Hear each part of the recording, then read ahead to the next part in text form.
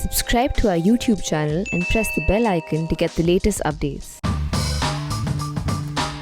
We've all been following this story on the reconstruction or redevelopment of Central Vista in Delhi. Central Vista, as we know, is the heart of Lutyens' Delhi.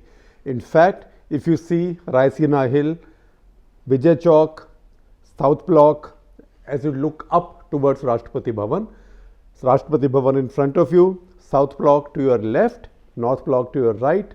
South Block has Prime Minister's Office, Defence Ministry, External Affairs. North Block has Home and Finance Ministries. So that is the heart of Government of India and the heart of Lutyens' Delhi. If that is the heart of Lutyens' Delhi, then its main artery is the road that goes down from Raisina Hill. That is the central avenue called Rajpath, which goes right up to India Gate with Boat Club and the gardens on both sides, right up to India Gate, and after that it ends at National Stadium, which is now called Dhyan Chand Stadium, which has the big AstroTurf and where international hockey tournaments are held. In fact, as you walk from India Gate to Dhyan Chand Stadium, you will also see the new National War Memorial to your left. So that is the Central Vista. So what is now being done is that none of these buildings are being touched. So none of these features of Central Vista are being touched, which means South Block, North Block, Rashtrapati Bhavan, Parliament, India Gate, etc. are going to remain as they are. So will the gardens on both sides, and so will be the disposition of vegetation, trees, etc. etc. Also, nothing new that is built will go higher than India Gate. That is the principle. But almost all the buildings around this area and almost all the buildings not part of the initial or original Lutyens zone, they will be demolished and rebuilt. When I say almost all the buildings, not private buildings, not all government buildings, but buildings which are called generally, loosely, which are called bhavans. So Rail Bhavan, Vayu Bhavan, Udyog Bhavan, Krishi Bhavan, Shastri Bhavan, and then as you go on, Vigyan Bhavan, and as you then go on, then there will be, I presume, Loknayak Bhavan, Sardar Patel Bhavan. These are all, it's a plethora of bhavans that's come up as Government of India has expanded. A lot of that is completely arbitrary. In fact, if you want to see how arbitrarily Government of India is run, you should come for a walk to Shastri Bhavan, which is really, you can't find people behind partitions. So as governments have expanded, more officers have come in, more ministers have come in, more and more partitions have been built. There is shortage of everything, shortage of toilets, shortage of security. Everything is very leaky, literally, as well as in terms of leak of information. So it is quite a messy place and it needs modernization. That's what's being done. But this was challenged by a bunch of people on different grounds. That challenge has now been set aside by the Supreme Court of India with a 2:1 judgment, by a majority judgment. So that we know about. What we'll talk about is, we'll talk about this issue in 3 sections. So the first section, quite simply, is what exactly is the project and what is the problem, what is it that's being challenged. Number 2, what is urban renewal? What is urban renewal? What is heritage? What is legacy? Because that seems to be the big concern. And number 3, judicial activism and what it means and what does this judgment tell us about that. So first of all, we talk about what is the project, what was the challenge to it, and what have the judges said. So project, generally we told you, again picture, and you will see some pictures on our screen. Again, as you picture Central Vista, Republic Day parade coming down Vijay Chowk, that is as you descend from Raisina Hill. Raisina Hill is called Raisina Hill because this area used to be a village called Raisina earlier, which was then acquired as Lutyens' Delhi was being built. As you look down, there aren't many buildings on the sides. You have boat club and you have the gardens on both sides. That's where we put temporary stands for Republic Day parade. So nothing is going to happen there. But 3 old buildings, they will not change architecturally, they will not be demolished. That's North Block, South Block and Parliament, but they will cease to be functional offices. They will cease to be what they are right now. They will all become museums of some kind, and those details you can find in many of the stories that we have done, that Maushmi Das Gupta has done in the past on the print.in, and we'll be shared some of these with you. Now these three old heritage buildings will remain as they are once again physically, but become museums or become commemorative. These will no longer be functional offices. Parliament will shift to a new Parliament building, of which Prime Minister laid the foundation stone just the other day. And that, there's been some debate about why is it triangular, why is it like the Pentagon, and the architect Bimal Patel has explained that a triangle is a metaphor used greatly in Indian culture and Indian design. You have these designs, but also in Islamic design. So in fact, in his presentation, he's also used a picture of a window from Humayun's tomb. So he used that metaphor, besides the fact that the plot on which the new Parliament building is being built is also triangular. Now, whether you need a new building or not, whether you need to renew Lutyens Delhi when you are short of money, there's a pandemic on, you are in a negative growth here, those are different issues. But I would say those are issues of executive, parliamentary argument and also public debate. So I'm not saying those issues are closed. But as far as the judicial challenge was concerned, that has now been set aside.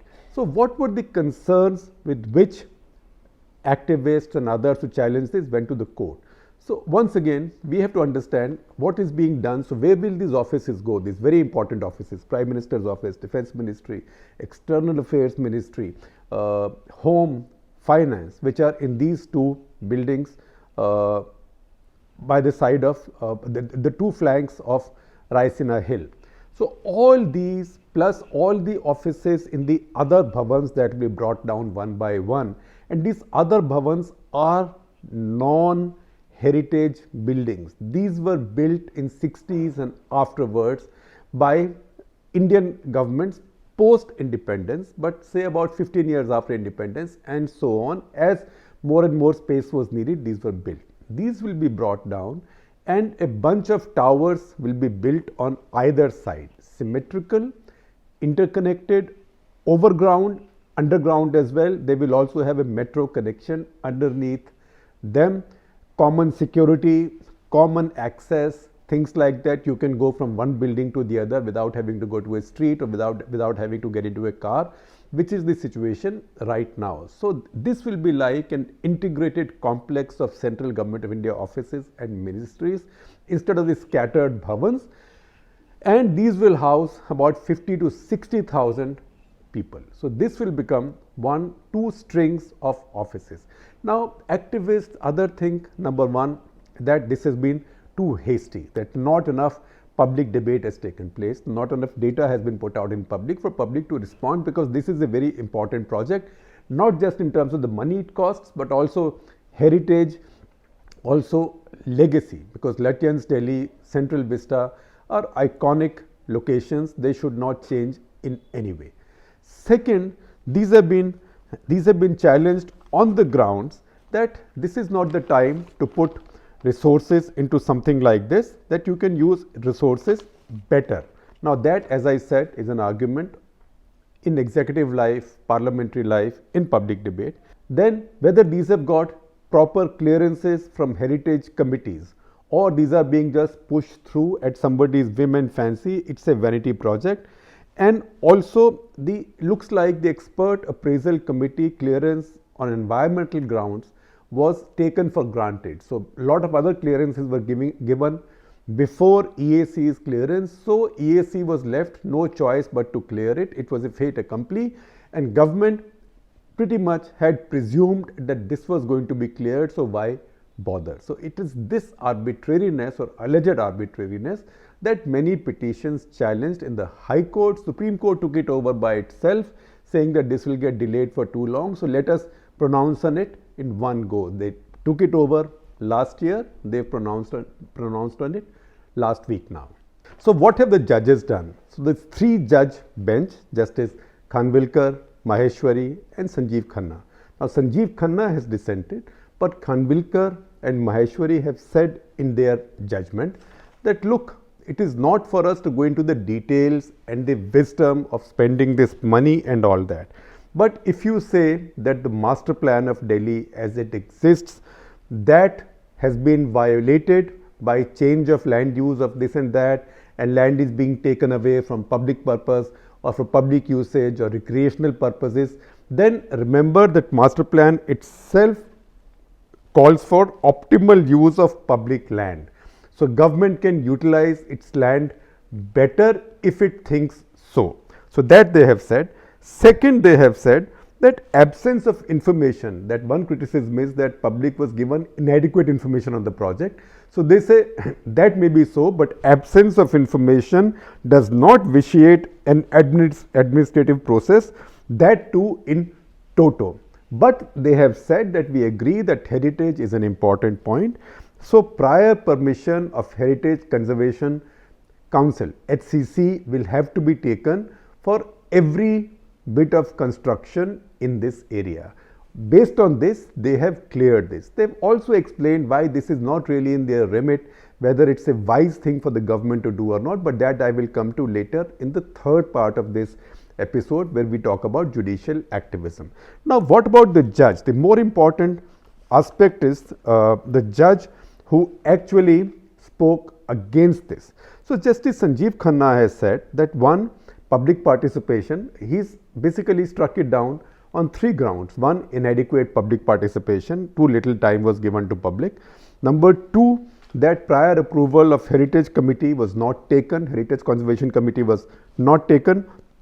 And third, that expert appraisal committee permission was taken for granted, which is what the activists have also said, that they were given a fait accompli. So this judge has said that, see, if you refer to Delhi Development Act of 1957 and Delhi Development and Master Plan and Zonal Development Plan rules of 1959, based on these, Delhi has had three master plans drawn up, 1962 to 2001, and the one that's carrying on now, which is supposed to last till 2021. This was finalized in 2007 when UPA was in power. Shortly after that, those scenes that we saw of a court appointed committees sealing a lot of buildings and also demolishing a lot of buildings. After that, a new master plan had come in.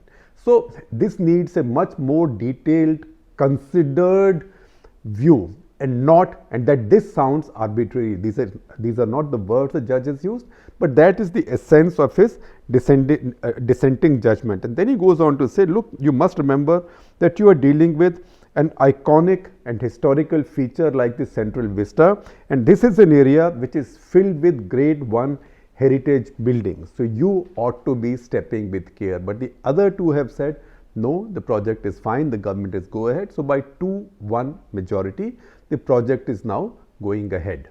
Now we come to the second part of this episode, which is urban renewal. Now, and I will reveal my own predilections right away. So before anybody says that I am prejudiced, or that I am biased, or that I have an inherent view, I have a view which I am sharing with you, and I am being upfront that our cities suck, our cities need renewal.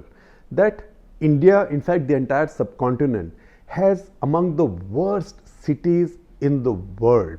Our cities are mostly overgrown slums. Some of us in the cities might have nice colonies, nice houses, nice buildings, but this is just gated hell. So you can have a gated building, gated apartment building or individual building, a bungalow, you can have a gated colony, a gated street, but beyond that our cities lack character, our cities lack quality of life. They've grown in an unplanned way. And there's been almost a kind of a moral resistance to planned urban development in India.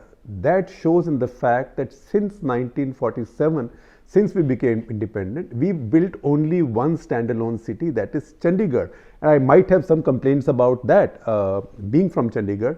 That we'll talk about at some other point, maybe in a national interest, that when you had so much land available, we should have planned a more elastic city, a city able to absorb more people, more businesses, more offices, more enterprise, more creativity, but that we'll leave for another time. But the fact is, we built only one planned city. The second one that was attempted in Andhra Pradesh as its new capital, Amravati, is now fallen by the wayside. Why? Again, because the same suspicions arose. Because in popular view, redeveloping or developing a city means politicians trying to make money from real estate.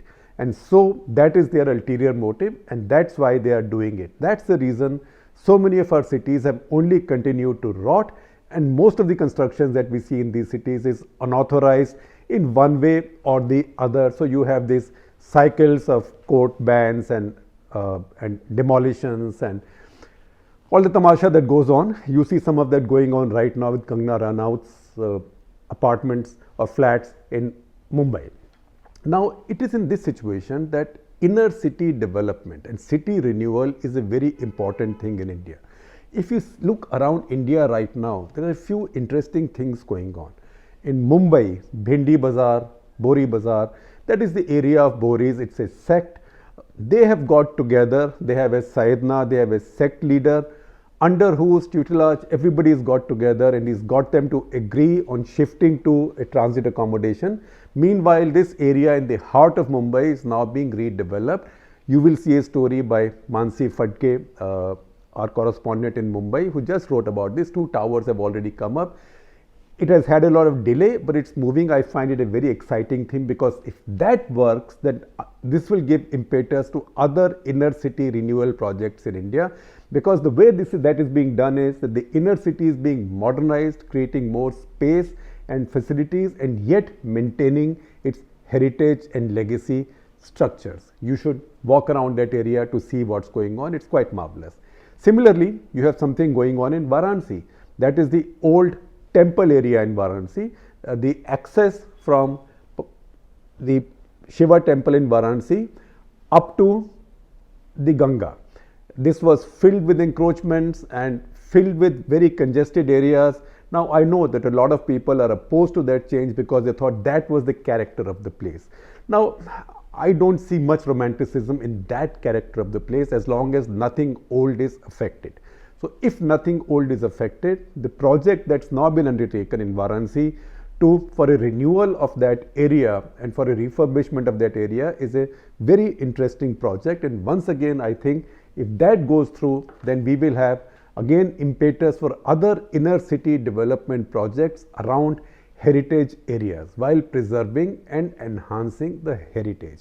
Then you have something that's going on in Chandni Chowk in Delhi. Chandni Chowk has now been pedestrianized.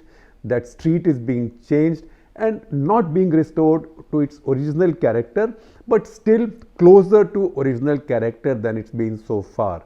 And I do again have high expectations from where Chandni Chowk will end up with this, and their Delhi government, municipal corporation, central government, all of them have worked together.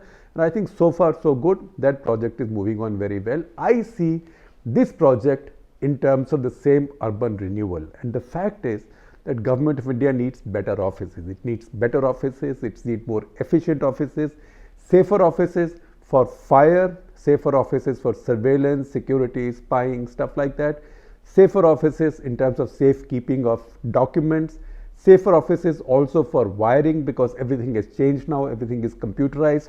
If you go to existing central government offices, you will see wire ke upar wire ke upar wire ke upar wire. You can't even tell what is what. And similarly, you see cupboard behind cupboard behind cupboard behind cupboard, and on top of every cupboard you might find a monkey. In fact, I will tell you a story. When the war in Kargil was going on, one Sunday I was given time by General VP Malik, who was then the Chief of Staff, to meet him in his office on a Sunday. So I went to see him in his office. He was in his track pants, quite informal and quite relaxed, and we chatted for some time, and he gave me some idea of what was going on the battlefront. As I came out of his room and I turned left in the corridor of South Block to go home, to get out and go home, I saw a big fat monkey sitting on the parapet to my left. Now, we are an animal loving family, so instinctively I whistled at the monkey. As I whistled at the monkey got enthused because it was a Sunday. Nobody was giving the monkey any leftover lunch of the babus that keeps them going.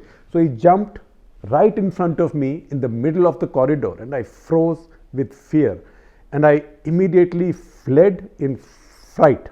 I fled and I went running back into the chief's office. He said, Shekhar, what happened? I said, there is a big fat monkey outside in the corridor. So he kept his sense of humor and his cool, and he said, oh, so you thought we only had them inside our offices?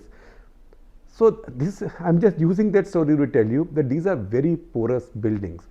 Also, this is an era of nuclear, chemical, biological weapons which are used not just by countries but also by terrorists. The White House in Washington has an NCB proof bunker. That is where the president goes when there is a threat. So some of those facilities also need to be built in India. So I would say in principle the idea is good.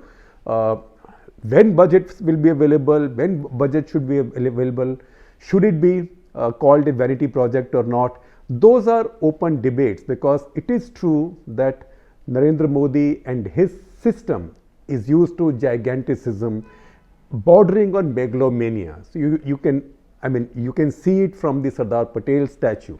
So it's one thing to build a large Sardar Patel statue, but did it have to be 2.5 times the size of the Statue of Liberty? So whether or not India needs to spend this money on this project right now is a different debate, and that can carry on. But at the same time, the need for modern offices for Government of India, modern secure offices, that is something that I will not question. I think that is needed, and even in the past other governments have talked about it.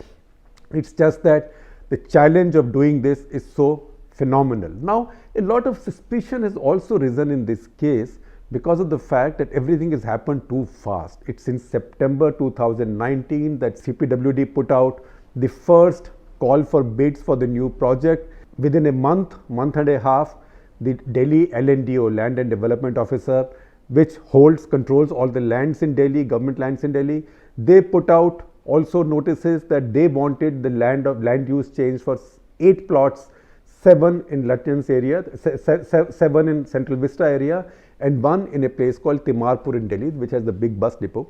The very next day, they cleared it in their office and put it up to other committees. Within December, the other committees seem to have cleared it. These are things that don't happen at that pace in Delhi. And usually, you expect Lutyens Delhi to move much slower than that, because Lutyens Delhi, Bharat Sarkar, Sarkar-e-Hind, works on the yes minister pattern. So nobody does anything unless they really have to. Everything happens. If it happens serendipitously, not because somebody pushes it. Even projects that you say you are doing on war footing can sometimes be delayed for years. So this kind of speed was unprecedented, and that got people suspicious. So on 21st of December itself, Ministry of Urban Affairs had invited objections and suggestions from public to the project. 31st January, plot 1 had already been cleared. That is for the Parliament building, change of land use, and that's an old park. And again, suspicion is that this takes away public land meant for recreation. But the fact also is, that's the counter argument, that this park has been locked up because of security reasons anyway. So this is wasted property, and we will provide more land for public spaces elsewhere within the same area. So plot 1 was cleared on 31st of Jan.